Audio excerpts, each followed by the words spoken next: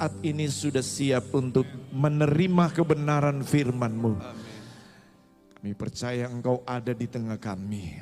Kami percaya Roh Kudus-Mu menguasai setiap hati, pikiran kami, telinga pendengaran kami. Bahkan ruangan ini juga Roh Kudus yang menguasai sehingga ada kebebasan, ada konsentrasi bagi kami untuk kami diberkati dengan firman Allah yang hidup, firman Allah yang berkuasa mengubahkan kami. Kami tolak segala intimidasi kegelapan di dalam nama Tuhan Yesus. Di dalam nama Yesus, keluar tinggalkan tempat ini. Terlebih keluar tinggalkan hati kami, hidup kami Tuhan. Berfirmanlah Tuhan di tengah kami, kami sudah siap terima firman-Mu. Dalam nama Yesus, sama-sama katakan amin. Pemain keyboard standby aja ya. Selamat pagi, salam sejahtera buat kita semua. Tidak lupa saya ucapkan selamat hari Pentakosta buat kita karena kita orang Pentakosta. Tapi jangan sampai kita hanya tinggal KTP Pentakosta, tapi kuasa Pentakosta itu tidak ada lagi dalam diri kita. Tapi saya percaya sini orang Pentakosta asli, artinya Pentakosta tulen, artinya apa?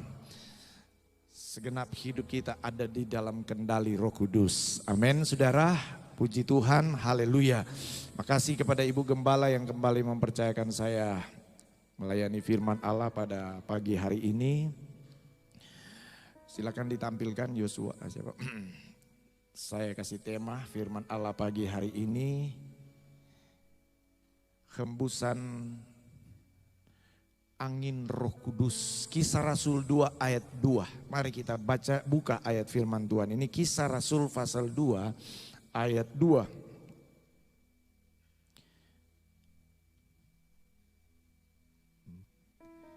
Berhembuslah Roh Kudus di tempat ini. Berhembuslah Roh Kudus dengan kuasa-Mu. Pulihkanlah gereja-Mu. Boleh saya jemput berdiri sekali lagi.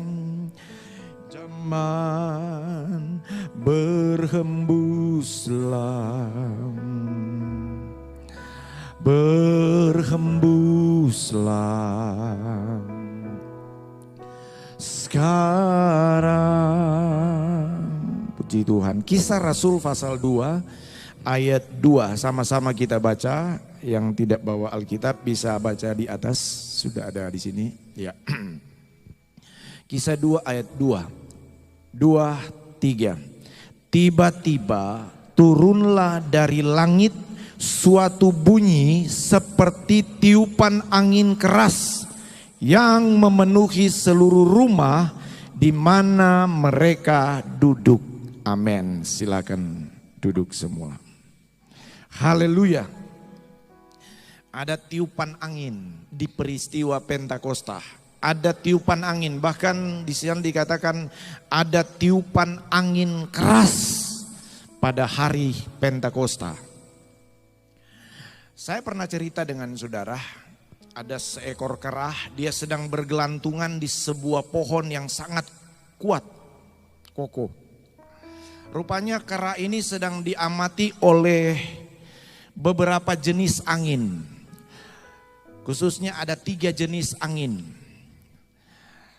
Bercakap-cakaplah ini angin ini saudara. Ini bahasa ilustrasi, penggambaran. Bercakaplah ini 3 angin ini. Halo, halo.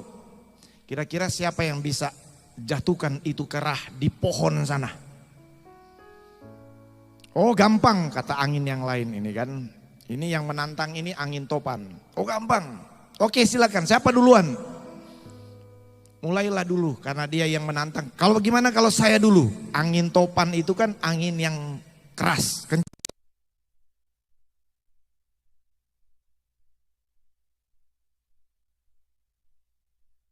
Topan yang kencang dan keras ini dia mulai bertiup kencang sekali.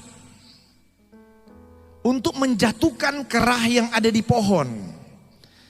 Tapi ketika kera ini tersadar ada angin kencang bertiup, dia saya pelukin ya. Maksudnya dia peluk itu pohon erat-erat.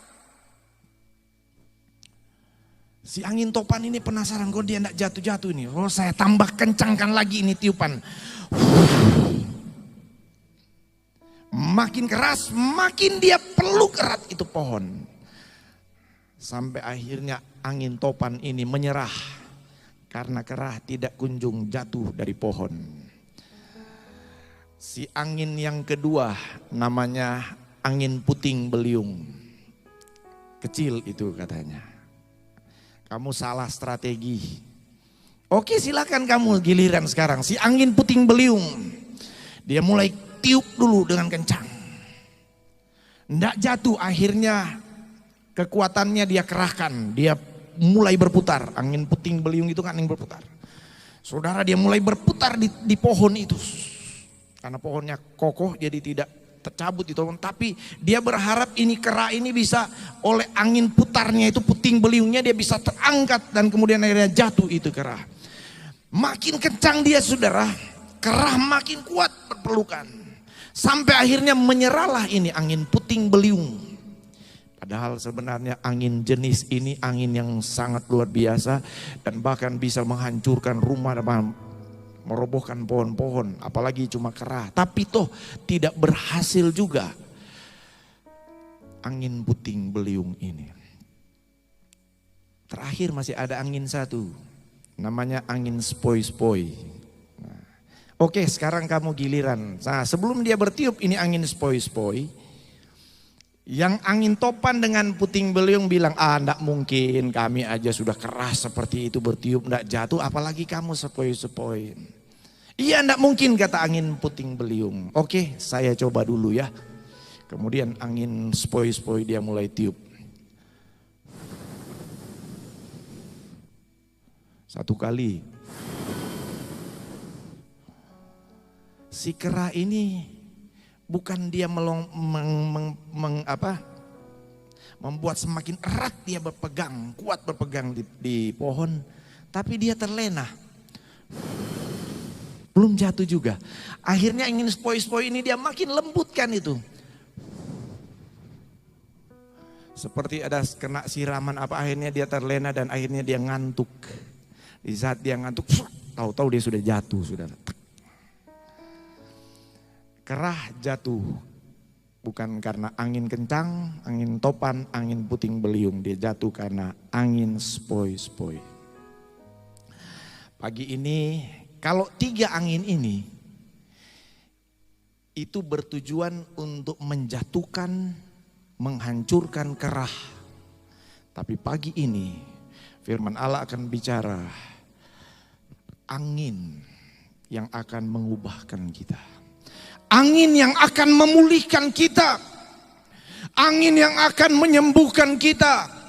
Angin yang di sana ada mujizat Tuhan bekerja. Dan angin itu adalah angin Roh Kudus. Katakan amin. Ya, saya senang kalau saudara meresponi firman Allah. Saya selalu bilang kalau saya lihat jemaat respon, saya akan lebih respon lagi. Tambah semangat saya bawa firman Tuhan. Pagi hari ini ada angin namanya mana tadi? Sudah gambar saya enggak usah dulu. Yang penting itu ayat firman Tuhan yang ditampilkan ya. Tapi enggak pas sekali-sekali boleh.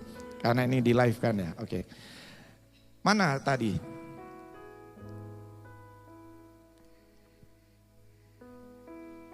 Sudah?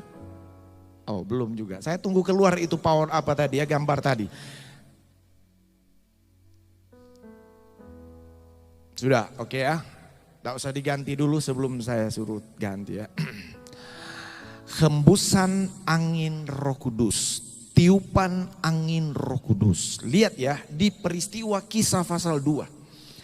Tiba-tiba turunlah dari langit suatu bunyi seperti tiupan angin keras. Jadi sementara murid-murid Yesus Sementara pengikut-pengikut Yesus yang kira ada 120 orang di kamar loteng Yerusalem, yang sedang sungguh-sungguh berdoa, yang sedang sungguh-sungguh menanti, yang sedang sungguh-sungguh menyembah, menunggu janji Tuhan, yaitu Roh Kudus yang akan dicurahkan. Saudara, sementara mereka berdoa, pada hari ke-10 itu apa yang terjadi? Tiba-tiba terdengar, bahkan bisa lebih keras lagi, saudara. Ada terdengar angin, karena angin kan tidak bisa dilihat. Kalau di Samalantan ada angin tak dapat membaca. Di belakang mobil itu ya, ada angin tak dapat membaca. Nah ini saudara, angin kencang, angin keras. Dan angin itu saudara, itu adalah angin Roh Kudus. Alkitab mencatat Roh Kudus itu digambarkan dalam beberapa bentuk. Roh Kudus itu digambarkan air mengalir, hujan tercurah. Roh Kudus itu juga digambarkan dengan apa? Api. Roh Kudus itu juga digambarkan dengan apa? Minyak, burung merpati dan lain sebagainya.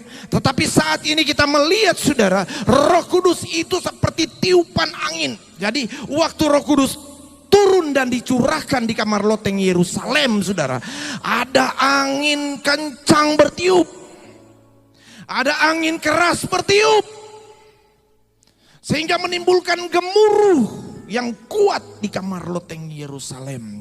Ada angin Roh Kudus bekerja, ada angin yang dari Tuhan bekerja saat itu. Ada angin yang bertiup, angin yang berhembus kencang dan keras pada waktu itu. Dan itu hinggap memenuhi murid-murid yang ada pada waktu itu. Dalam konteks ini memang Roh Kudus digambarkan dalam dua sekaligus, angin dan api. Tetapi mari kita akan lihat tentang pekerjaan angin dari Tuhan ini. Angin yang dari Tuhan ini. Angin yang Alkitab mencatat kemudian menyebabkan terjadinya satu terobosan besar bagi gereja mula-mula. Tetapi mari kita akan lihat beberapa hal tentang angin di dalam Alkitab. Bagaimana pekerjaan angin yang dari Tuhan itu. Yang pertama, mari lanjut.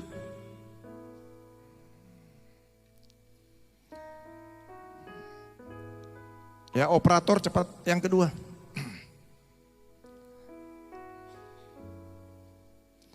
Kita buka di dalam kitab Keluaran.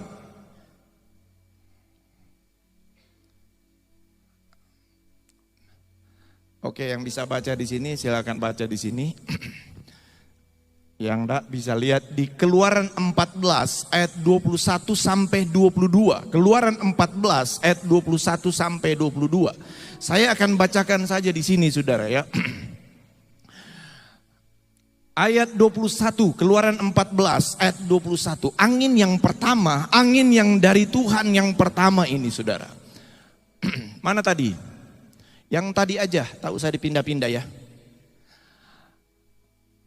Lalu Musa mengulurkan tangannya ke atas laut, dan semalam-malaman itu Tuhan menguakkan air laut dengan perantaraan angin timur yang keras, membuat laut itu menjadi tanah kering, maka terbelahlah air itu. Ayat 22. Demikianlah orang Israel berjalan dari tengah-tengah laut di tempat kering. Sedang di kiri dan di kanan mereka air itu sebagai tembok bagi mereka. Haleluya, puji Tuhan. Ini kisah perjalanan bangsa Israel keluar dari tanah Mesir. Berhari-hari, berminggu-minggu setelah peristiwa Pesak itu, setelah peristiwa Paskah, anak domba yang disembelih ya, mereka mulai berjalan dan dituntun oleh tiang awan dan tiang api untuk dibawa ke tanah Kanaan, tanah perjanjian. Tetapi Alkitab mencatat saudara, tiang awan, tiang api membawa orang Israel bukan lewat jalan pintas, tapi justru memutar. Dan sampailah mereka di satu tempat, saudara, di mana tempat itu ternyata jalan buntu menurut kacamata manusia. Kenapa? Karena di depan mereka itu terbentang laut yang namanya Laut Merah, Laut Teberau, Laut Kolsum. Wah, itu laut yang sangat panjang, luas, dan juga sangat dalam. Mereka lihat ke depan, saudara, laut. Bagaimana mereka mau berjalan? Sementara ketika mereka balik belakang, mereka melihat tentara Mesir di bawah pimpinan Firaun sedang mengejar mereka. Maju kena, mundur kena. Tidak ada jalan keluar, tidak ada solusi, saudara. Tetapi saudara, Tuhan kemudian berfirman kepada Musa, ya. Tuhan kemudian berfirman kepada Musa, sudah angkat tongkat, arahkan ke laut. Saudara, ketika itu terjadi, kata firman Tuhan, ketika itu dilakukan oleh Musa, lalu Musa mengulurkan tangannya ke atas laut. Dan semalam-malaman itu Tuhan menguakkan air laut dengan apa? Dengan perantaraan angin timur yang keras. Di saat Musa angkat tongkat, tahu-tahu saudara datang angin timur. Angin timur yang kencang bertiup. Dan kemudian saudara, dengan perantaran angin timur ini, dia mulai menguakkan, dia mulai membelah itu air. Dia mulai membelah itu laut. Semalam-malaman saudara, peristiwa dahsyat, peristiwa luar biasa dari Tuhan melalui angin dari Tuhan itu, saudara, mulai membelah Laut Kolsum, mulai membelah Laut Teberau itu yang luas dan dalam. Tahu-tahu saudara apa? Nampaklah di depan orang Israel jalan yang tertutup, tahu-tahu akhirnya ada jalan.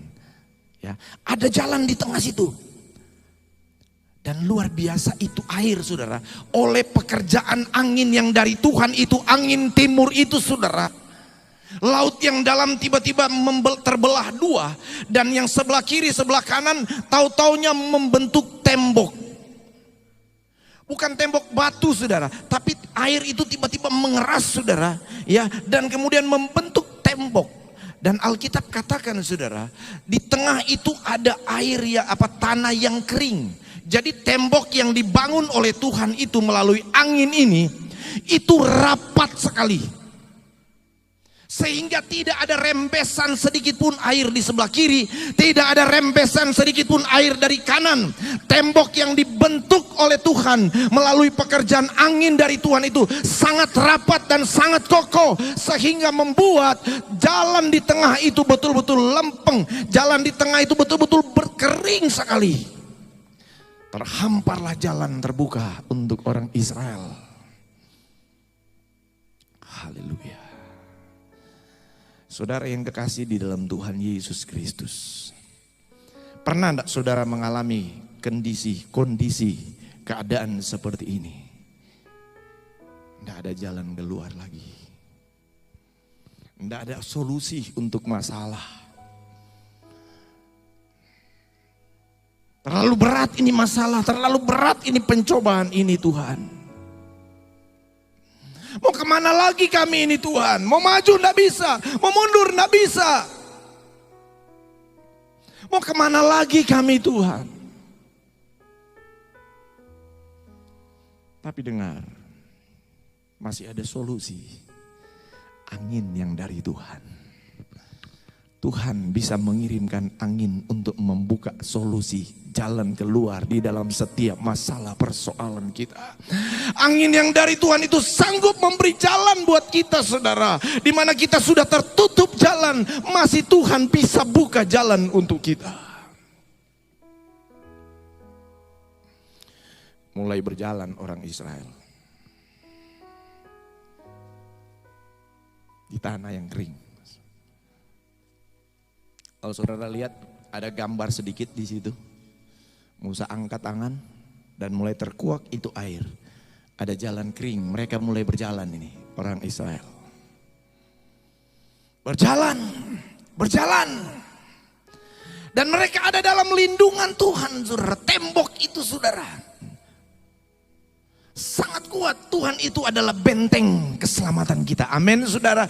Jadi saudara, ketika kita berjalan dengan Tuhan, jangan pernah takut sedikit pun, jangan pernah khawatir sedikit pun, jangan pernah cemas sedikit pun, karena perlindungan Tuhan itu sangat rapat sekali. Bahkan saudara, setetes air saja tidak diizinkan Tuhan untuk merembes, menghalangi jalan orang Israel. Pertolongan Tuhan juga begitu buat kita. Kalau Tuhan sekali menolong, melindungi, pasti sempurna pertolongan Tuhan, pasti sempurna perlindungan Tuhan itu. Berjalan mereka, berjalan. Ayat 22 dikatakan, demikianlah orang Israel berjalan dari tengah-tengah laut di tempat kering, sedang di kiri dan kanan mereka air itu sebagai tembok bagi mereka. Saudara baca ayat selanjutnya, akhirnya tibalah orang Israel di seberang dengan selamat. Tetapi rupanya saudara, tentara Mesir itu masih terus mengejar. Dan waktu itu tentara Mesir sudah ada di tengah laut mengejar orang Israel. Tetapi ketika semua orang Israel itu, tidak ada satupun yang tersisa. Semua orang Israel ketika mereka sudah ada tiba di seberang, angin yang dari Tuhan itu kembali bekerja, menutup jalan. Tentara Firaun, tentara musuh, tentara Mesir yang mengejar orang Israel, tahu-taunya tertutup oleh air laut itu. Rupanya saudara, angin yang dari Tuhan itu khusus Tuhan berikan buat orang-orang yang percaya kepada Dia. Angin yang dari Tuhan, mujizat angin yang dari Tuhan itu Tuhan spesial berikan untuk saudara dan saya, untuk orang Israel, untuk umat kepunyaan Tuhan yang juga adalah saudara dan saya. Percayalah, ketika kita sungguh-sungguh berharap kepada Tuhan, masih ada jalan keluar, dan jalan keluar itu Tuhan hanya siapkan untuk saudara dan saya. Tuhan tidak siapkan itu untuk orang lain, apalagi musuh-musuh. Justru angin dari Tuhan itu bisa membuat apa saudara? Musuh kita tidak berdaya, musuh kita dikalahkan. Amin saudara. Tepuk tangan buat Tuhan Yesus. Saya sangat semangat saudara, karena saya yakin Tuhan punya kuasa di dalam angin itu bekerja dalam kehidupan kita orang yang percaya. Haleluya. Angin yang kedua,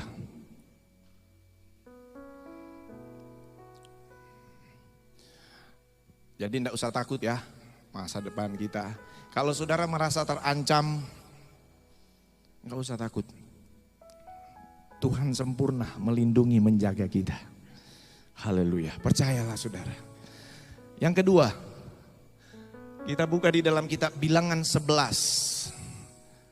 Bilangan 11, yang tidak baca apa, lihat aja di depan, sudah ada ayatnya. Bilangan 11 ayat 31 dan 32. Demikian firman Tuhan tentang burung puyuh. Ya, ini peristiwa burung puyuh. Lalu bertiuplah angin yang dari Tuhan asalnya. Di bawahnya lah. Boleh kita baca sama-sama kalau saudara ingin baca, supaya firman Allah itu makin dipertegas. Karena kan Alkitab katakan, Musa, Yosua, ajarkan itu ke Taurat Tuhan, perkatakan itu firman Tuhan. Jadi tidak apa-apa kita perkatakan, baca firman Tuhan. Amin saudara. Mari, jangan baca dalam hati saja ya. Yang tidak terjangkau di sini baca di Alkitab saudara. 2, 3. Lalu bertiuplah angin yang dari Tuhan asalnya. Di bawahnya lah burung-burung puyuh dari sebelah laut, dan dihamburkannya ke atas tempat perkemahan dan di sekelilingnya. Kira-kira sehari perjalanan jauhnya ke sebelah penjuru, dan kira-kira 2 hasta tingginya dari atas muka bumi. Lalu sepanjang hari dan sepanjang malam itu Dan sepanjang hari esoknya bangkitlah bangsa itu mengumpulkan burung-burung puyuh itu. Setiap orang sedikit-dikitnya mengumpulkan 10 homer. Kemudian mereka menyebarkannya lebar-lebar sekeliling tempat perkemahan itu. Setelah orang Israel ada di padang gurun berjalan, ini sebenarnya Tuhan sudah berkati dengan luar biasa orang Israel. Saya katakan sudah diberkati dengan luar biasa. Ya. Enggak perlu kerja, enggak perlu bisnis, enggak perlu berkarir, itu orang Israel. Bangun pagi, sebelum matahari terbit mereka keluar dari kemah. Di sekeliling mereka itu sudah terhampar manah dari surga. Sudah dapat makanan mereka, saudara. Ya. Tidak perlu keluar keringat, mereka sudah diberkati Tuhan. Makan manah sudah tersedia, tinggal masak aja mereka. Air pun apa, saudara? Ya. Tidak perlu bayar ledeng mereka. Tidak perlu bayar PDAM. Ya. Tidak perlu gali sumur bor, enggak. Musa cuma pukul batu, keluar air. Diberkati Tuhan ini orang Israel sebenarnya. Cuma dasar orang Israel tidak puas. Mereka mulai ingat, iya ya, kami dulu di Mesir itu, waduh, makan enak-enak. Sayur, daging, macam-macam. Jenis rempah-rempah siap di sana, bawang inilah. Datanglah mereka sama Musa, ngeluh. Musa, bagaimana ini? Bosan kami makan mana terus tiap hari. Bosan, jenuh kami. Nggak puas, bersungut lagi ini. Inilah memang ciri khas orang Israel. Di sana, yang dulu. Di sini sih enggak suka bersungut kayaknya ya. Udah dapat ini, masih enggak puas lagi. Udah dapat pekerjaan ini, enggak puas lagi. Udah punya istri yang satu, enggak puas lagi. Mau cari yang dua. Udah punya suami, enggak puas lagi.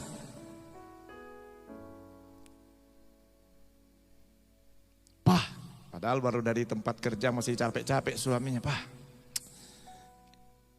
Itu Birman, kalau di Manado Birman, tetangga itu, Pak. Baru beli televisi bagus. Ya kita ini 21 in. Besar televisinya bagus, belilah. Padahal kasihan suaminya setengah mati kerja. Cari duit ini. Tidak puas dengan televisi 21 in, mau cari yang ini. Padahal kan cukup. Lihat tetangga dapat beli motor baru, dia pun pingin. Dapat mobil baru, wah apalagi sekarang mobil jor-joran. Oh sih ini muncul mobil satu, yang satu lagi tidak kalah. Bersaing terus, wah. Rasanya mau beli semua itu mobil yang baru muncul itu. Dasar manusia tidak pernah puas. Kalau saudara punya uang lebih, itu pun mikir dulu saudara. Kalau sudah punya mobil ya puji Tuhan, bersyukur aja. Mending duit itu ada lebih saudara sumbangkan untuk mereka yang membutuhkan. Berbagilah untuk mereka yang membutuhkan. Cuma inilah tidak pernah puas saudara. Orang Israel waktu itu tidak pernah puas. Gimana ini, kami tidak makan daging. Tapi memang Tuhan sudah janji dia mau berkati orang Israel. Tuhan itu sangat mengasihi umatnya itu. Akhirnya Tuhan melakukan sesuatu. Tiba-tiba ya bertiuplah angin yang dari Tuhan asalnya. Nah, angin dari Tuhan. Dibawanyalah burung-burung puyuh dari sebelah laut dan dihamburnya. Nah, saudara, terjadilah datang angin, kemudian angin yang dari Tuhan ini bertiup, dan bertiup itu bukan asal bertiup, tapi angin itu bertiup membawa burung dari seberang laut. Berarti saudara, burung itu jauh dibawa oleh angin yang dari Tuhan. Nama burung itu burung-burung puyuh. Kenapa enggak burung elang? Kenapa enggak burung gagak? Kenapa kok enggak burung unta? Kok yang dibawa itu burung puyuh? Saudara, burung puyuh itu ternyata pada zaman itu adalah burung yang paling enak dimakan. Daging burung puyuh pada waktu itu adalah daging yang sangat lezat. Walaupun burung elang lebih besar, tapi daging burung puyuh lezat. Walaupun daging burung onta lebih besar dia untuk burung onta, tapi daging burung puyuh itu sangat enak dan lezat. Walaupun saya belum pernah rasa sampai sekarang, tapi saya akan baca gitu ya. Nah, luar biasanya ini angin dari Tuhan ini. Dia terbangkan itu burung, bukan burung sembarang burung, tapi burung puyuh. Yang herannya saudara apa? Di sana itu kan apalagi burung-burung ini saudara, dia kan akan melewati laut, melewati padang gurun. Berarti saudara, angin ini pasti dia akan melewati burung-burung yang lain.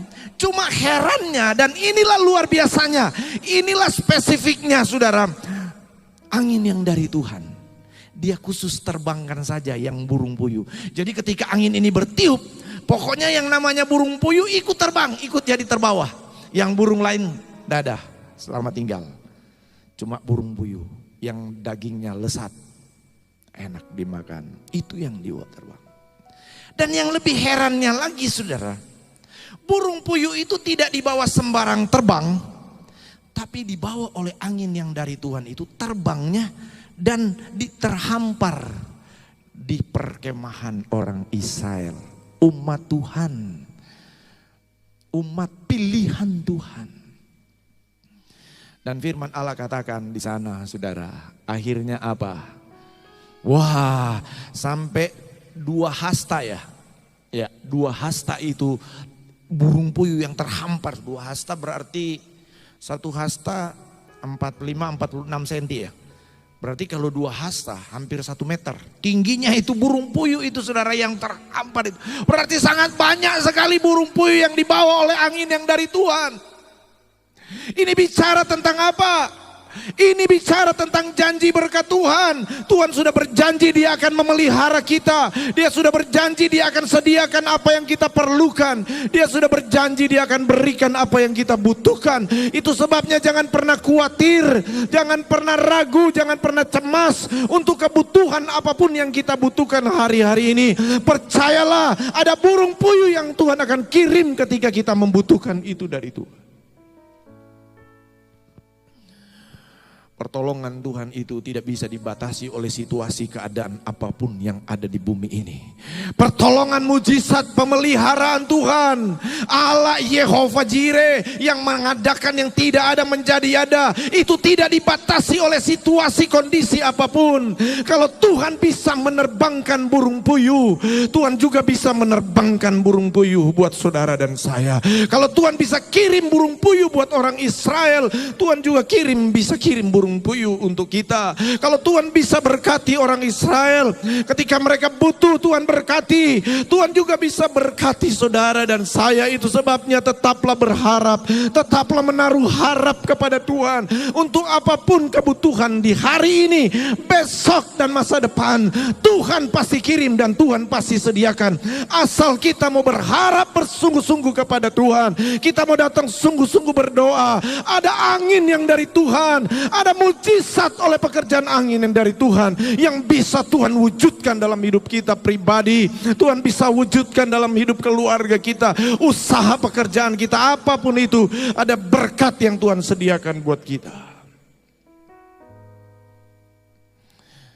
Pemazmur dia katakan, Allah kita itu punya satu kesukaan.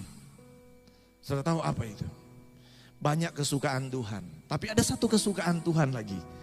Dia suka memberi. Tuhan itu suka memberi. Mari sama-sama katakan apa? Suka memberi. Kalau Tuhan saudara suka memberi, jadilah anak-anak Tuhan yang suka memberi. Amin saudara, jadilah anak Tuhan yang suka memberi. Tuhan akan balas setiap pemberian saudara. Walaupun ketika saudara memberi tanpa mengharapkan, tapi Tuhan tidak pernah mau berhutang buat orang-orang, anak-anak Tuhan yang suka memberi. Amin saudara, setiap benih yang engkau tabur dengan sukacita, itu selalu akan tumbuh, benar. Tidak mungkin tidak tumbuh. Dan ketika dia tumbuh, 1 saudara tabur, 5, 10 yang akan tumbuh. Tuhan suka memberi. Buktinya ketika, sebenarnya Tuhan sudah tahu kok orang Israel itu pingin juga makan daging. Cuma karena memang orang Israel ini kadang-kadang sering mereka bersungut. Tapi Tuhan sudah janji memang Tuhan mau berkati.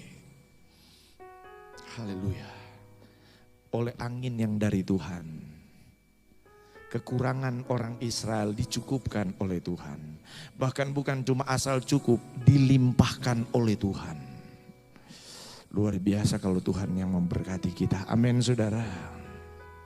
Angin yang ketiga.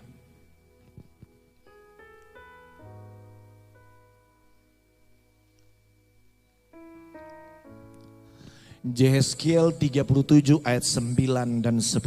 Yehezkiel 37 ayat 9 dan 10.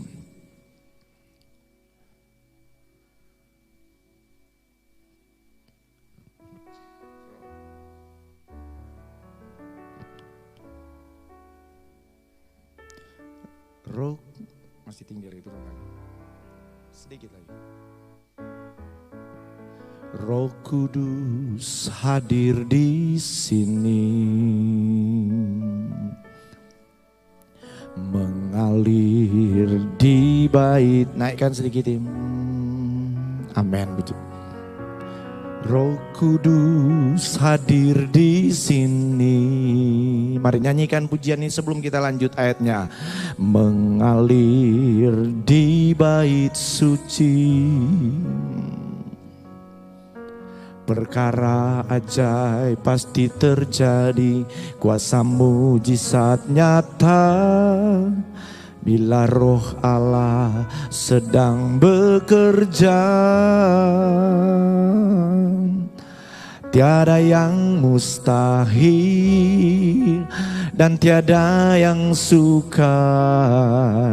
Bila roh Allah turut bekerja, tiada yang mustahil bagi orang percaya. Bila roh Allah turut bekerja di antara kita. Kalau angin dari Tuhan, Roh Kudus bekerja, maka tidak ada yang mustahil. Yang mustahil jadi tidak mustahil. Yang tidak mungkin jadi mungkin. Angin yang ketiga. Ayat 9, Yehezkiel 37 ayat 9 dan 10. Maka firman-Nya kepadaku, bernubuatlah kepada nafas hidup itu. Bernubuatlah ya anak manusia dan katakanlah. Oh ya, saya lupa suruh baca sama-sama ya. Maaf, sama-sama 2, 3. Maka firman-Nya kepadaku, bernubuatlah kepada nafas hidup itu. Bernubuatlah hai anak manusia dan katakanlah kepada nafas hidup itu, beginilah firman Tuhan Allah, hai nafas hidup, keempat penjuru angin, dan berhembuslah ke dalam orang-orang yang terbunuh ini, supaya mereka hidup kembali. Lalu aku bernubuat seperti diperintahkannya kepadaku, dan nafas hidup itu masuk di dalam mereka, sehingga mereka hidup kembali. Mereka menjejakkan kakinya suatu tentara yang sangat besar. Haleluya. Puji Tuhan. Maka firman-Nya kepadaku, bernubuatlah kepada nafas hidup itu. Bernubuatlah hai anak manusia dan katakanlah kepada nafas hidup itu, beginilah firman Tuhan Allah, hai nafas hidup, datanglah dari keempat penjuru angin dan berhembuslah ke dalam orang-orang yang terbunuh itu. Nabi Yeskiel, ya, dia dipakai Tuhan untuk menubuatkan. Dalam penglihatan Nabi Yeskiel, dia melihat saudara, ada orang-orang yang terbunuh, ya. Ada orang-orang yang terbunuh. Artinya begini, orang-orang yang terbunuh itu adalah orang-orang yang sebelumnya hidup, tapi akhirnya terbunuh. Ya. Nah, kata terbunuh ini saudara, itu bisa saja dibunuh atau bisa mati sendiri. Ya. Terbunuh. Nah, saudara yang kekasih dalam Tuhan, ini adalah hal yang sangat memprihatinkan sekali. Dalam penglihatan Nabi Yeskiel saudara, bahkan orang-orang yang terbunuh ini saudara, ya, itu tinggal tulang belulang. Saudara lihat ini ada tulang-tulang sana ya. Bahkan tulang-tulang di sana saudara sudah terpisah-pisah. Udah tinggal tulang, kepala udah terpisah, tangan udah terpisah, kaki udah terpisah, jari udah terpisah. Memang sudah sangat hancur benar-benar ini orang-orang yang terbunuh ini saudara. Sudah berserakan ini tengkorak-tengkorak. Orang-orang yang terbunuh ini sudah sangat prihatin sekali.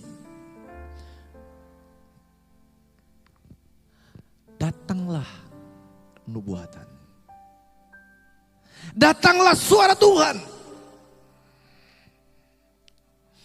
Bernubuatlah kepada nafas itu. Bernubuatlah ya anak manusia dan katakanlah kepada nafas hidup itu, beginilah firman Tuhan Allah. Hai nafas hidup, datanglah dari keempat penjuru angin. Jadi angin itu saudara datang, nafas hidup itu datang. Dari empat penjuru angin datang. Bertiup, berhembus, itu angin yang dari Tuhan. Bertiup, berhembus, itu angin yang dari Tuhan. Dan kemudian selanjutnya kata firman Allah, berhembuslah angin yang dari Tuhan ini. Kemana dia berhembus? Kepada siapa angin yang dari Tuhan ini? Kepada siapa nafas hidup ini bertiup, berhembus? Dia berhembus kepada orang-orang yang mati terbunuh itu.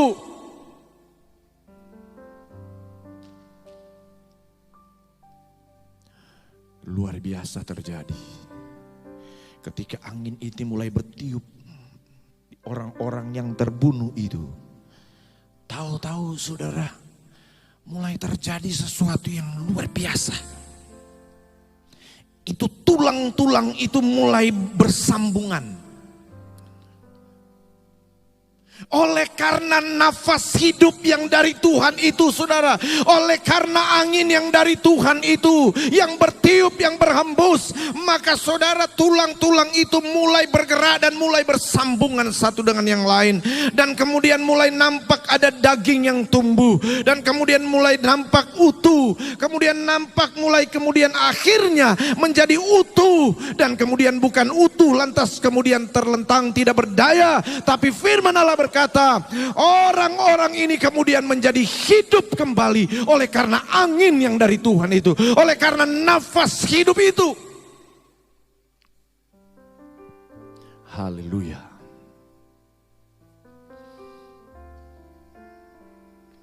Angin dari Tuhan berkuasa untuk menghidupkan manusia yang dalam keadaan hancur dan sekarat apapun. Bukankah ini bicara tentang kehidupan kita orang-orang percaya hari-hari ini? Bukankah ini sedang berbicara tentang kehidupan kita anak-anak Tuhan hari-hari ini, hamba-hamba Tuhan hari-hari ini, kita semua jemaat Tuhan hari-hari ini, sadar atau tidak disadari, gereja Tuhan hari-hari ini, gereja Tuhan hari zaman ini, mungkin saja kita, mungkin saja saudara, mungkin saja saya atau siapapun kita yang dengar firman Allah, kita mungkin seperti jenazah, kita seperti mayat yang sudah mati rohani kita, yang memang secara fisik kita kelihatan hidup, Yang memang secara lahiriah kita bergerak, yang memang secara lahiriah kita ada datang beribadah ke gereja. Memang mungkin secara lahiriah kita aktif dalam pelayanan, tetapi tanpa sadar mungkin, atau bahkan mungkin kita sadar, sebenarnya kita ini adalah mayat-mayat hidup. Yang rohani kita sebenarnya mungkin sudah mati.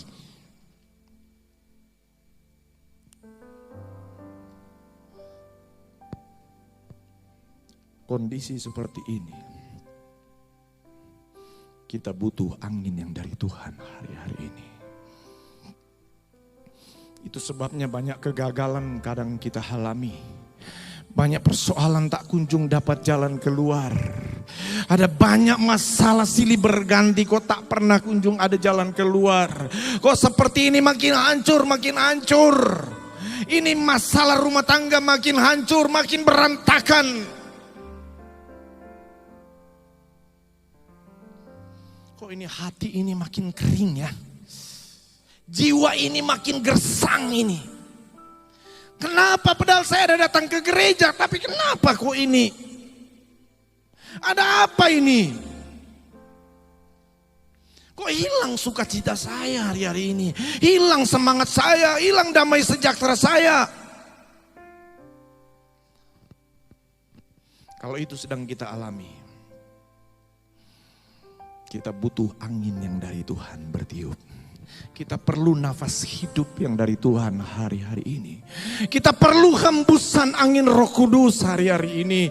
Sebab itu saudara, momentum hari Pentakosta ini, mari jadikan itu sebagai momentum di mana kita betul-betul menerima hembusan tiupan angin yang keras seperti yang dialami oleh murid-murid di kamar loteng Yerusalem itu. Ada angin keras, yaitu angin Roh Kudus, angin yang mengubahkan kita, angin yang mengubahkan murid-murid Tuhan waktu itu, angin yang membuat umat-umat Tuhan hari-hari itu saudara, mereka bersemangat di dalam Tuhan, mereka bergairah di dalam Tuhan, dan mereka diberkati oleh Tuhan, mereka dipakai Tuhan dengan luar biasa. Masalah persoalan mereka mengalami mujizat yang dari Tuhan. Kenapa? Karena mereka mengalami lawatan dan tiupan angin, hembusan angin Roh Kudus dari Tuhan. Tiba-tiba manusia yang terbunuh mati bisa bergerak dan bisa hidup lagi. Bahkan Alkitab katakan, mereka menjejakkan kakinya satu tentara yang sangat besar. Satu pasukan Tuhan yang sangat besar. Satu pasukan tentara yang sangat luar biasa. Saudara yang kekasih di dalam Tuhan Yesus Kristus, ketika angin Roh Kudus bertiup di kamar loteng Yerusalem, ketika angin tiupan keras bertiup di kamar loteng Yerusalem, di mana murid-murid mengalami kepenuhan Roh Kudus, lawatan dan jamahan Roh Kudus, apa yang terjadi selanjutnya dengan orang Israel, dengan umat Tuhan, dengan murid-murid Tuhan? Petrus yang jadi pengecut, Petrus yang sebelumnya menyangkal Tuhan, dia menjadi berani. Dia khotbah di hadapan ribuan orang. Murid-murid yang lain pun mengikuti demikian. Saudara yang kasih dalam Tuhan, mujizat terjadi. Jiwa-jiwa bertambah. Luar biasa. Karena apa? Karena ada angin dari Tuhan bertiup, menghinggapi dan tinggal diam di dalam kehidupan murid-murid waktu itu. Haleluya. Saudara, gereja Tuhan hari-hari ini bukan cuma sekedar saja saya bisa bertahan. Gereja Tuhan hari-hari ini saudara, ingat, ya minimal kita bisa bertahan hidup. Kita bisa bertahan. Tapi ingat, hidup kita bukan cuma untuk diri kita sendiri. Hidup kita juga untuk orang lain. Ingat saudara, kita Tuhan, kalau angin Roh Kudus bekerja, bertiup, kita akan dijadikan oleh Tuhan satu pasukan besar yang siap berperang bersama-sama melawan setan yang mengikat jiwa-jiwa di luar sana. Kita mesti bawa mereka. Saudara adalah alatnya Tuhan. Mau saudara jadi pasukannya Tuhan? Amin saudara. Tapi alami dulu lawatan Tuhan, angin bekerja, Roh Kudus bekerja. Saudara, saya di Singkawang juga mengalami pergumulan berat. Tetapi saya boleh melihat tanda-tanda Tuhan bekerja hari-hari ini. Setelah lewat 10 malam. Ya. Saya berdoa, jemaat berdoa juga. Tahu-tahu datang satu keluarga.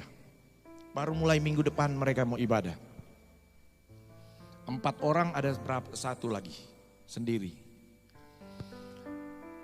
Mereka itu agama yang lain, tapi bukan Muslim. Ya singkat cerita saudara, ya mereka sudah pernah ada yang pendeta datang layani. 3 malah pendeta sudah layani. Tapi mereka masih menganut kepercayaan yang lain. Tapi puji Tuhan, mereka sekarang sudah dalam bimbingan baptisan air. 4 jiwa. Saya pikir terjadinya ini setelah kami doa 10 malam. Dan herannya mereka yang cari saya. Itu pekerjaan siapa itu? Itu pekerjaan angin yang dari Tuhan. Ketika saya layani ini keluarga ini saudara dalam beberapa hari ini. Mereka cerita masalah persoalan mereka sangat berat. Silih berganti orang tua, suami, istri, anak-anak, saudara, kakak, adik. Waduh sudah berpuluh tahun masalah tidak ada solusi, tidak ada jalan keluar. Keluarga sudah pisah. Sejak minggu ini suami istri bisa berkumpul lagi. Dijamah dan dipulihkan Tuhan. Keluarga mereka ada sukacita, ada kebahagiaan. Saya tahu ini Tuhan bukan karena saya, tapi karena ada angin kencang yang sedang bertiup. Kalau kita mau dipakai Tuhan dengan luar biasa menjadi pasukan besar, alami dulu tiupan angin yang kencang dan keras ini. Nanti saudara akan lihat selanjutnya kuasa Tuhan akan bekerja. Yang setuju katakan amin. Yang percaya katakan amin. Haleluya. Ada angin Roh Kudus mau bekerja hari-hari ini. Dan itu dialami oleh murid-murid. Kita tundukkan kepala di hadapan Tuhan. Haleluya, puji Tuhan. Terima kasih Tuhan. Haleluya, haleluya, haleluya. Renungkan dulu firman Allah ini.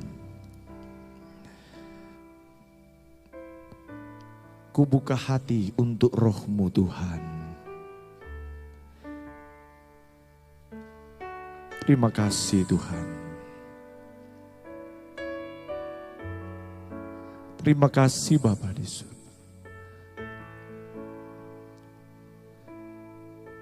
Roh Kudus. Terima kasih Tuhan, terima kasih. Engkau hadir di tengah kami saat ini. Engkau mengalir memenuhi kami. Bertiup di tengah kami Tuhan. Kami rindukan lawatan angin yang dari Tuhan hari-hari ini. Roh Kudus hadir di sini. Mengalir di bait suci. Perkara ajaib pun terjadi, kuasa mujizat nyata. Bila roh Allah sedang bekerja. Katakan jemaat, Roh Kudus. Roh Kudus hadir ada angin yang dari Tuhan bekerja di tengah kita saat ini. Mengalir. Ya Tuhan. Perkara ajaib pasti terjadi. Puji Tuhan. Kuasa mujizat nyata. Sekali lagi Roh Kudus hadir di sini. Amin. Lebih sungguh lagi katakan. Roh Kudus hadir di sini. Terima kasih Roh Kudus. Mengalir di bait suci. Perkara ajaib pasti terjadi. kuasa mujizat nyata. Mari semua saya jemput berdiri, katakan dengan sungguh-sungguh, haleluya. Tiada yang mustahil, tiada yang mustahil, dan tiada yang sukar bila Roh Allah turut bekerja. Tiada yang mustahil bagi orang percaya bila Roh Allah turut bekerja di antara kita. Saudara yang dikasihi Tuhan, berapa banyak di antara saudara saat ini yang rindu untuk mengalami lawatan Tuhan? Haleluya, haleluya.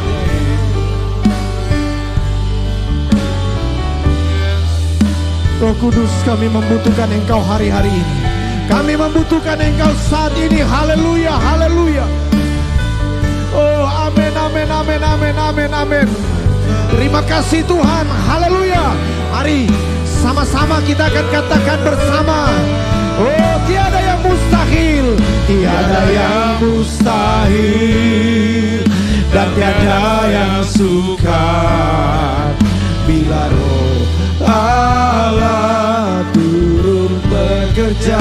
Tiada yang mustahil, tiada yang mustahil bagi orang percaya bila Roh Allah turut bekerja di antara kita. Saya mau mengajak saudara yang rindu menerima lawatan Tuhan, saudara cukup tadahkan kedua tangan saudara, angkat tangan saudara, tetap tutup mata jasmani kita, karena saudara sedang berurusan dengan Roh Kudus, dengan Tuhan, dengan angin kuasanya yang Dia mau curahkan di tengah kita. Seberat apa masalah saudara, ada jalan keluar ketika angin dari Tuhan itu bekerja. Sekurang apa saudara hari-hari ini, ada tersedia berkat yang dari Tuhan ketika angin dari Tuhan bekerja. Kehidupan iman rohani kita mungkin sudah sekarat, sudah mati hari-hari ini. Ada angin yang dari Tuhan yang bekerja. Dan bukalah hatimu, rasa hauslah akan Roh Kudus. Mintalah supaya lawatan Tuhan terjadi. Tuhan, alirkan jamahanmu Tuhan.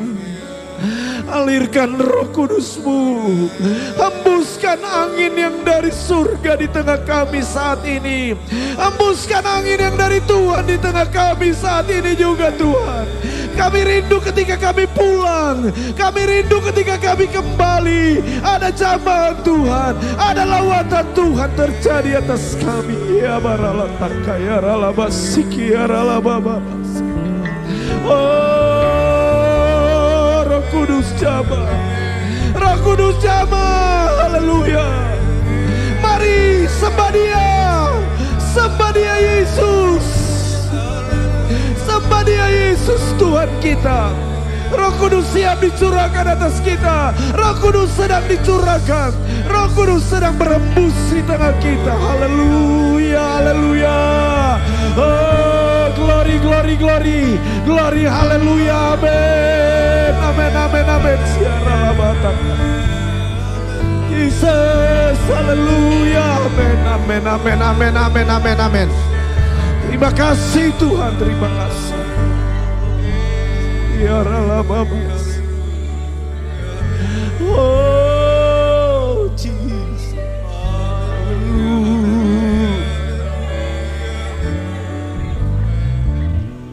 Roh Kudus itu adalah sebuah pengalaman hidup kita masing-masing. Alami lawatan Tuhan hari-hari ini. Yesus,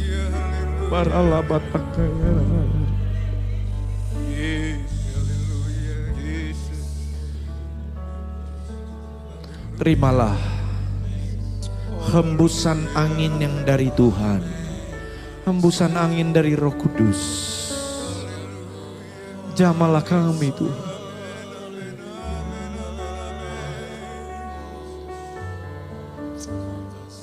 Roh Kudus masih terus menjamah setiap kita.